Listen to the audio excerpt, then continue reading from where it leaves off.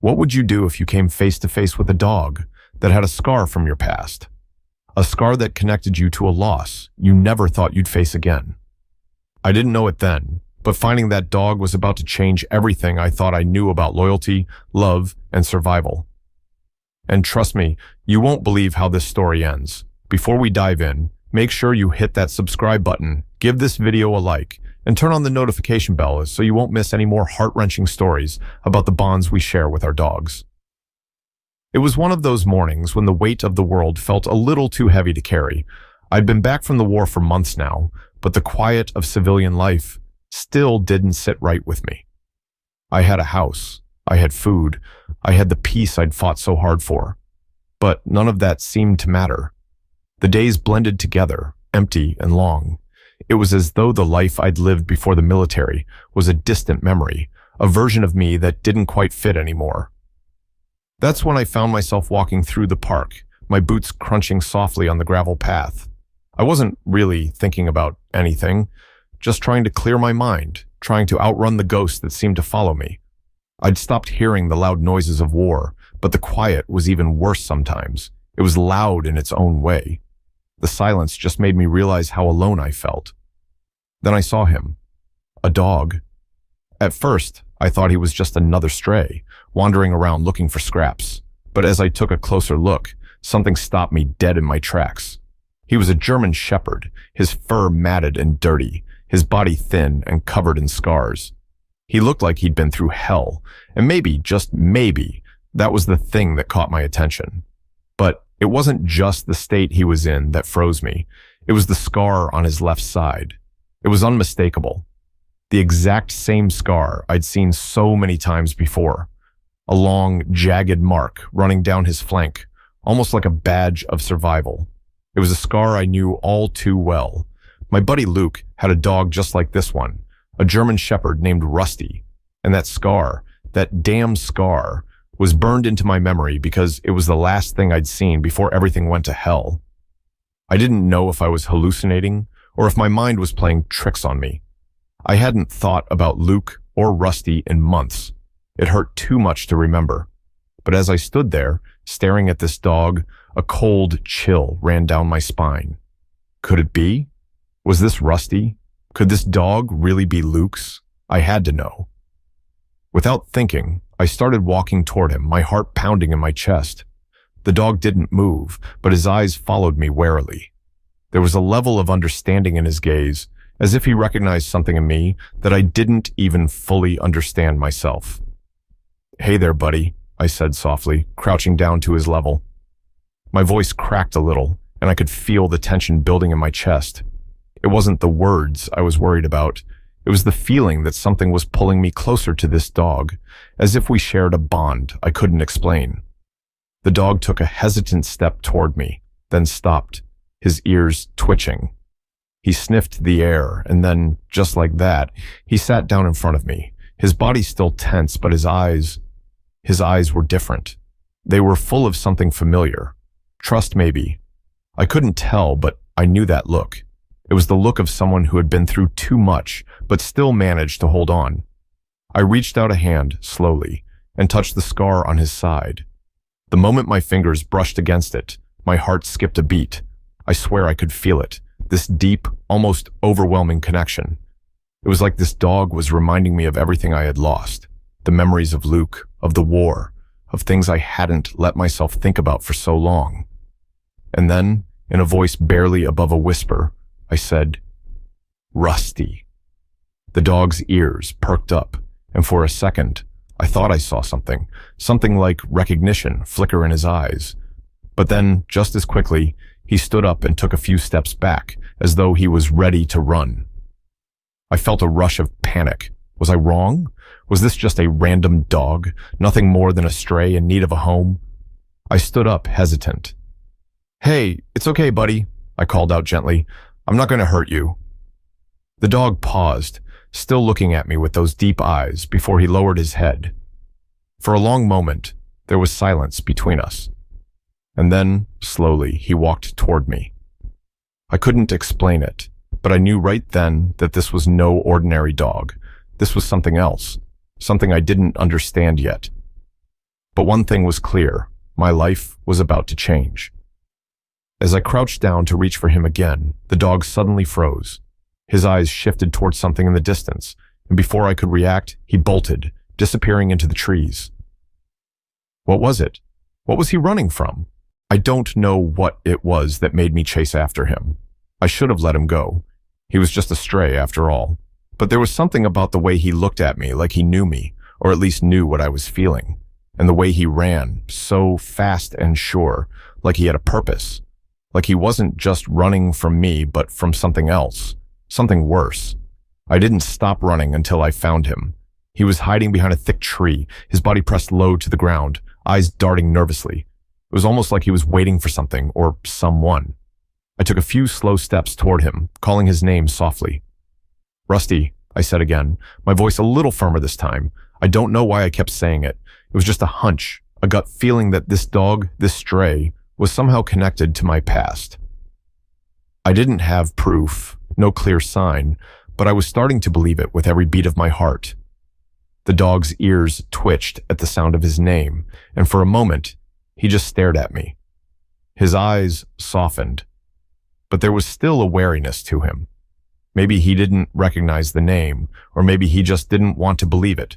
Either way, I wasn't going to give up that easily. I knelt down, keeping my movements slow. "Hey, it's okay. I'm not going to hurt you." He didn't move, but there was a shift in his posture. He wasn't as tense now. Maybe he could sense I wasn't a threat, or maybe he was just too tired to fight anymore.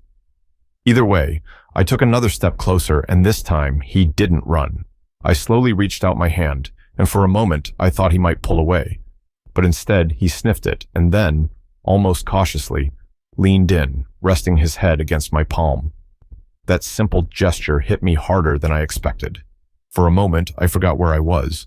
The park, the city, everything seemed to fade away, and all I could focus on was the dog in front of me. I had been alone for so long, and here was this animal, wounded but willing to trust me. It was more than I could handle. "Where did you come from?" I whispered, almost to myself.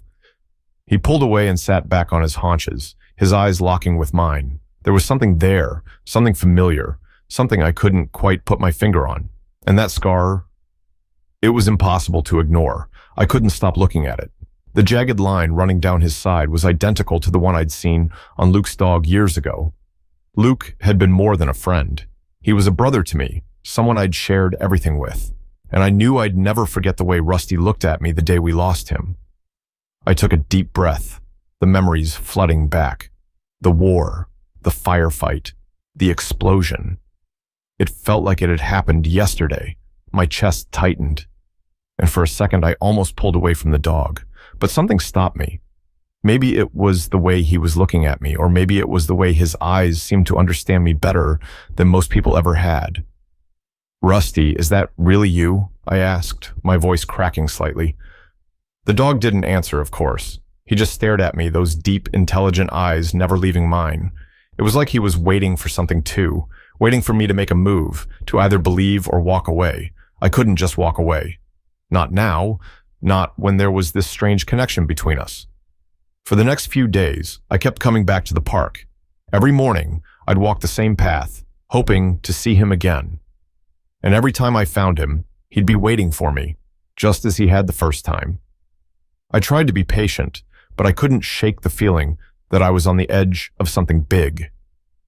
Rusty wasn't just a stray dog. He was a reminder of everything I'd lost. And maybe, just maybe, he was a sign that I wasn't as alone as I'd thought. One afternoon, after spending some time sitting quietly beside him, I decided to take him home. He followed me without hesitation, his steps steady but cautious, as if he had no doubt that he was meant to be there. But the question still lingered. Could he really be Luke's dog? Was I just imagining things, hoping for a sign in a world that had already taken so much from me? Or was it something more, something I wasn't ready to face? As I opened the door to my house, Rusty hesitated, his eyes darting toward the street. Then with a sudden jolt, he turned and bolted back into the yard. What was going on? What had spooked him? I couldn't shake the feeling that Rusty was hiding something from me. Every time I thought I understood him, he'd do something that left me second-guessing myself. Maybe it was just me. Maybe I was projecting my own past onto him, desperately trying to find a connection that wasn't really there. But no matter how many times I told myself I was just imagining things, the truth was always there, staring me in the face. Rusty wasn't just some stray. He had been through something that had scarred him in a way that felt all too familiar. He had a history, one that he wasn't ready to share, and I could see it in every cautious step he took, in every hesitation before he trusted me. It was late one afternoon when it happened. I had just returned from the store, my arms full of bags, when I heard the soft scratching at the door. I knew it was Rusty. He'd been waiting for me to come back every day since I brought him home. I opened the door, expecting the usual eager greeting, but instead I was met with silence. Rusty was nowhere to be found. Panic surged through me. Where the hell was he? The house wasn't big, and I'd checked every corner, every room, but he was gone. My heart pounded in my chest as I called out his name, my voice rising in desperation. "Rusty, where are you, boy?" I ran outside, my breath coming in short bursts, calling out into the yard. My eyes scanned every inch of the property, but there was no sign of him, not even a trace. Just as I was about to give up, I heard it, a faint whimper coming from the woods behind the house. Without a second thought, I took off running. The woods were dense and the path was uneven, but my heart wouldn't let me slow down. My mind raced with thoughts of what could have happened. Had someone taken him? Was he hurt?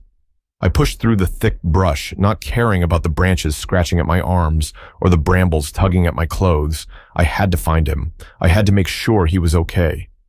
Finally, I saw him. He was standing in a clearing, his body tense, his ears perked up, staring at something in the distance. I called his name softly, my voice a little hoarse. "Rusty." He didn't turn around. He didn't even blink. His eyes were locked on something beyond the trees, something I couldn't see. My gut twisted. I was used to the stillness of the woods, but this felt different. It was as if Rusty had sensed something before I even knew it was there. I approached slowly, keeping my distance, not wanting to spook him. "Hey, boy, what is it?" I asked gently. That's when I saw it, his scar. The scar that had been so familiar to me since the first time I laid eyes on him, but this time it looked different. It was as if the scar had deepened, as if it had become a part of his body in a way that had nothing to do with healing. Rusty turned his head, his eyes meeting mine, and in that moment, I understood. This scar wasn't just a mark on his skin, it was a reminder of something that had happened, something he couldn't forget. I knelt down beside him, my hand reaching out to touch his side. He flinched, but didn't pull away. There was something about that scar. It wasn't just physical pain. It was something deeper, and I felt it in the pit of my stomach. This wasn't just about the past. It was about survival, about memories that never fade, no matter how hard you try to bury them. "Rusty," I whispered, "what happened to you?" His eyes softened, and for a moment I could swear I saw the ghost of a memory there, a flash of something I couldn't quite place. But then, just as quickly, the moment passed, and he stood up, pulling away from me. Without warning, he bolted again, running deeper into the woods, as if he had sensed something I couldn't even imagine. I followed him, this time more cautiously, but he was faster, more agile, moving through the trees like he knew every inch of the forest. It was clear now, he was running from something, or maybe to something. Something that I couldn't see. I called after him, but he didn't stop. As I pushed through the trees, I found myself at the edge of a small creek. Rusty was standing by the water, his head low, as if he were waiting for something. I caught up to him, panting, and kneeled beside him. "Rusty, what is it? What are you waiting for?" He didn't answer, of course, but his eyes told me everything. There was a fear there, a fear I recognized all too well. For the first time since I'd met him, I realized that maybe this wasn't just about me trying to help him. Maybe, just maybe, Rusty was trying to help me too. As I reached out to comfort him, a distant sound echoed through the trees, a low growl, followed by the crack of branches snapping. Something was coming, something that would change everything. The sound of branches snapping in the distance sent a chill down my spine. I froze, my heart pounding in my chest. I had no idea what it was, but I knew one thing for sure. Rusty knew it was coming. He was standing stock still, his body tense, ears pricked forward, eyes locked onto the woods in front of us. I could hear it too now. Slow, deliberate footsteps. Something was moving toward us, something big, something dangerous. "Rusty," I whispered, my voice barely audible. My breath came out in shallow gasps as my instincts kicked in. I had been through enough in my life to know when something wasn't right. This wasn't just the rustling of animals in the forest. No, this was something else, something more menacing. I took a step closer to Rusty, but he didn't budge. He was standing firm, a silent sentinel, waiting for whatever was coming. His eyes never left the trees, and I could feel a cold knot forming in my stomach. I didn't know what it was, but I wasn't ready for it. I stepped back, trying to figure out my next move. Should I run? Should I stay with Rusty? But before I could make up my mind, Rusty suddenly took off, bolting toward the source of the noise. I could hear him growling low in his throat, a growl that carried a weight of warning. "Rusty, wait!" I shouted, running after him, but he was already disappearing into the woods faster than I could follow. My heart raced as I chased after him, branches slapping against my face, my breath coming out in ragged bursts. I had no idea what was happening, but one thing was clear. Rusty wasn't afraid. Whatever this was, he had faced it before. I rounded a bend in the trees, and that's when I saw it. A man. He was standing in a clearing, watching us with cold, calculating eyes. His face was hardened, weathered by years of something darker. His clothes were ragged, torn from the brush, and there was a rifle slung over his shoulder. My blood ran cold. I had no idea who this guy was or what he wanted, but Rusty was circling him, still growling, eyes fixed on the man with a hatred that seemed almost personal. "Stay back," the man warned, his voice gruff. "You don't know what you're messing with." I didn't back down. I couldn't. "Who are you?" I asked, my voice shaking. "What do you want with him?" The man's lips curled into a sneer. "He's not your dog. You don't know anything about him." The tension in the air was thick enough to cut through with a knife.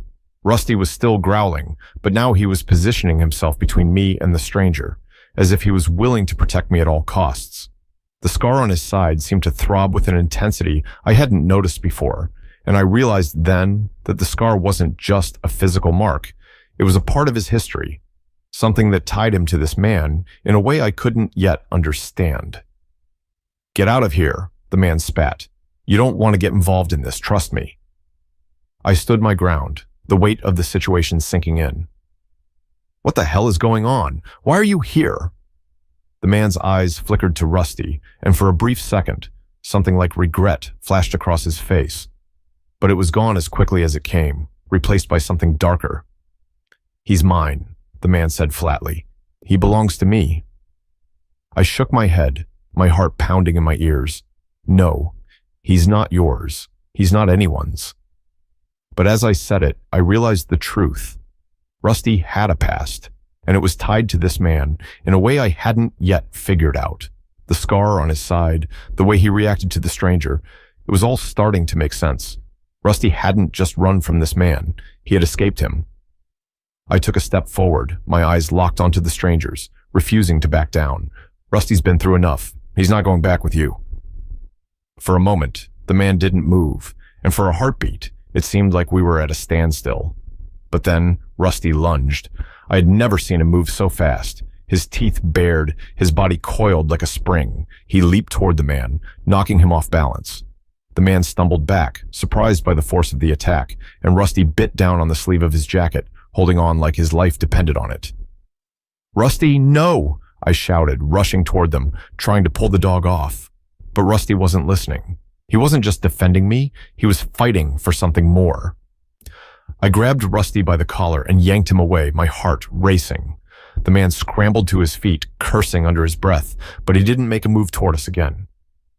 "Get the hell out of here," I told him, my voice low and filled with anger. "Rusty's free. You have no claim on him." The man sneered one last time, then turned and walked away, disappearing into the trees as quickly as he'd appeared. I stood there, breathless, my heart still pounding. Rusty was panting beside me, his body still tense but slowly relaxing. I crouched down, brushing his fur gently. "You're safe now," I murmured, even though I wasn't sure I believed it. Cliffhanger, but as I looked around, something didn't feel right. The woods were eerily quiet now, too quiet. Had he been alone, or was there more to the story than I had just seen? The day after the confrontation with the man in the woods, I barely slept. My mind wouldn't shut off. I kept replaying every moment, every word, every look. The way Rusty had attacked the stranger, the way he'd fought for me, not just for me, but for his freedom. I knew it wasn't just about loyalty. It was about survival. Rusty wasn't just my dog. He was a survivor, and he was carrying a past that neither of us was ready to confront. When I woke up, I found myself sitting at the kitchen table staring at nothing. My coffee had long gone cold, and the silence in the house felt heavier than usual. Rusty wasn't there. He'd been gone for hours. At first, I thought maybe he was just out in the yard, running around, but then I remembered. He never wandered too far from me. Not after everything we'd been through together. I rushed outside, calling his name, my voice echoing through the empty yard. No response. Panic began to claw at my chest, but I pushed it back. I couldn't lose him. Not now, not after everything. I ran to the woods. My heart was in my throat as I called his name again, hoping against hope that he would come running out from behind the trees, tail wagging. But no Rusty. I kept moving, deeper into the woods, until I found the old creek where we'd been the day before, the spot where the man had appeared. I couldn't explain it, but something told me I would find him there. And there he was. Rusty was standing at the water's edge, staring into the rushing current. He didn't acknowledge me at first. His focus was intense, as if he was waiting for something. Or someone. I took a slow, cautious step forward. "Rusty," I whispered, my voice rough with emotion. Finally, he turned to me. His eyes were dark, full of something I couldn't name. Pain, maybe, but there was also a quiet strength in him, a resolve I hadn't seen before. "You're not alone, buddy," I said, trying to make sense of what I was feeling. "Whatever this is, we're in it together. I'm not going to leave you." But Rusty didn't move. He just kept staring into the water, his body tense. I walked closer, crouching down beside him. I didn't need to say anything more. I could feel it. Rusty was making a choice about his past, about who he was and who he was becoming. I reached out, gently placing my hand on his back. He flinched slightly, but didn't pull away. I could feel his muscles tighten under my touch. He was struggling with something deep within him. Then I saw it, a glimmer of something shining just beneath the surface of the water. It was a piece of metal, half submerged, just barely visible. My heart skipped a beat. I reached down, pushing through the cold water until I grabbed it, a tag. I pulled it out, and the breath caught in my chest when I saw the engraving. It was a military tag. "Rusty," I whispered, the pieces of the puzzle starting to come together. The dog, the scar, the strange connection to the man. I knew now. Rusty wasn't just a stray. He had been trained for something inhumane. He was a soldier, a war dog. I stared at the tag in my hand, my mind reeling. It was like the world had shifted beneath me. Rusty had been through things I could never fully understand, things that had broken him, things that had scarred him in ways I couldn't even imagine. And yet here he was, standing beside me, waiting for me to make the next move. But what was I supposed to do now? I wasn't a soldier. I wasn't prepared to fight anyone, least of all someone like the man we'd encountered in the woods. And yet, there was no going back. Rusty needed me, and I needed him. But was I strong enough to protect him from the demons of his past? I stood there, holding the tag in my hand, trying to gather my thoughts. The truth had come crashing down on me in that moment, and there was no going back. Rusty was no longer just a stray dog I'd found on the streets. He was a part of a world I didn't understand, a world that was dark and dangerous, a world that might come after him, and by extension, after me. The question wasn't whether I could protect him, it was whether I was ready to fight for him. Rusty was waiting for me to make a decision, and so was the world. I took a deep breath, clenching my fists around the dog tag. "I won't let them take you, Rusty," I vowed, "no matter what." But even as I said the words, a dark, nagging feeling settled deep in my gut. This wasn't just about me and Rusty anymore. This was about a past that was coming back to haunt both of us. And just as I turned to leave, a rustling sound from behind me made my heart stop. I wasn't alone. Someone was watching. I froze. The rustling sound behind me was unmistakable.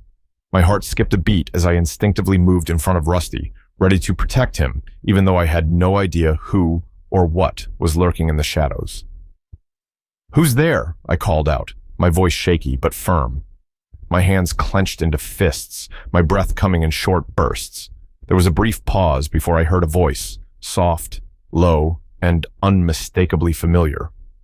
"It's me." I spun around, my pulse hammering in my chest. There, emerging from the trees, was the man I'd seen the day before, the one who had claimed Rusty as his own, the one whose presence had sent a wave of cold dread through my entire body.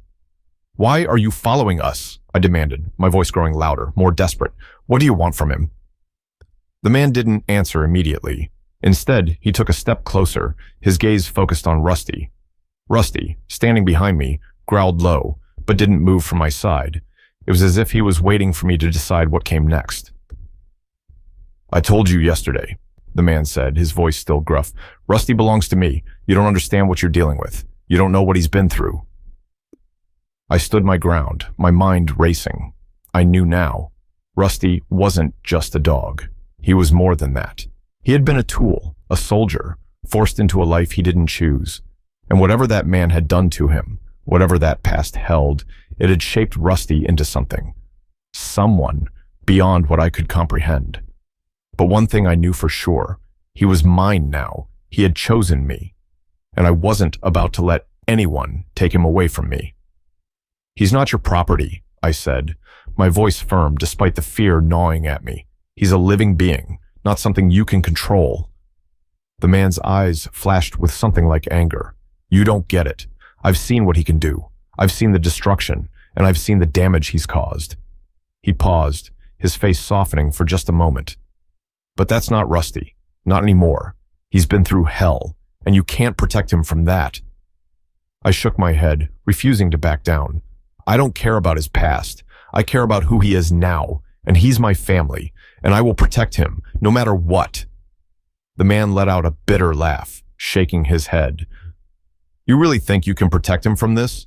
From the things he's done?" I didn't respond immediately. I couldn't. The truth of it was right there in front of me, gnawing at my insides. Rusty's past had scarred him in ways I couldn't fully understand. But that didn't matter. What mattered was what we had now, what we were willing to fight for. I looked at Rusty, who was standing beside me, his body tense but his eyes focused on the man. I could feel him drawing strength from me, and in that moment, I knew we were in this together. We weren't alone. "Rusty, you don't have to go with him," I said, my voice breaking slightly. "You've been through enough. You don't have to go back to that life." Rusty stepped forward, his muscles tight, his eyes narrowed on the man. It was as if he was saying goodbye. Goodbye to the past that had haunted him. Goodbye to the life that had broken him. I took a step back, slowly leading Rusty toward the woods. We didn't have to fight. We didn't have to hurt anyone. We just had to keep moving forward. Together. But just as we turned to leave, the man stepped forward, his hand reaching out, not in anger, but in something that almost looked like desperation. "Please," he said, his voice barely a whisper. "You don't understand. I'm not the enemy here. I didn't want this for him. I never did." But it was too late. I couldn't let him pull us back into that darkness. Rusty had already made his choice. "Goodbye," I said quietly, my voice thick with emotion. "Take care of yourself." And with that, we turned and walked away. Slowly at first, but then with more purpose, more strength. Rusty's steps were strong beside me, his scar a reminder of what he'd been through, but no longer a defining part of who he was. He wasn't just a war dog, a tool of war. He was a survivor. He was a friend. He was family. As we left the woods behind and headed home, I realized that the past no longer mattered. What mattered was what we built together. What mattered was the love and loyalty between us. Rusty had found his home, and I had found something I had lost long ago: purpose. We were free. And as I looked down at Rusty, I realized that no matter what came next, we would face it together. There was no past that could keep us from moving forward, no darkness that could take away the light we had found in each other. If Rusty's story touched your heart, don't forget to subscribe, give us a like, and hit the notification bell. Share this journey with other dog lovers, and let's continue spreading love and hope. Have you ever had a moment when you realized just how much your dog meant to you? Share your story in the comments below. We'd love to hear how your furry friend has changed your life. And as always, thank you for being part of our community. We'll see you in the next adventure.